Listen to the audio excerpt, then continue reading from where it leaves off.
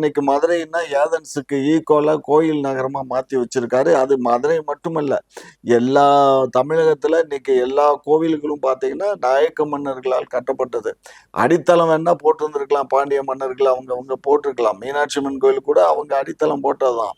But கட்டி முடிச்சு கும்பாபிஷேகம் பண்ணி அதை ஒழுங்குபடுத்துறது என்னவோ நாயக்க மன்னர்கள் தான்.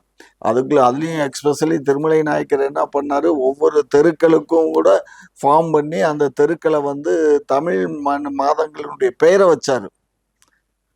ஆடி வீதி, ஆவணி மூல வீதி, சித்திர வீதி, இந்த மாதிரி பேர்களை எல்லாம் கூட அந்த தமிழ் மாதங்களுடைய பேரை வச்சாரு.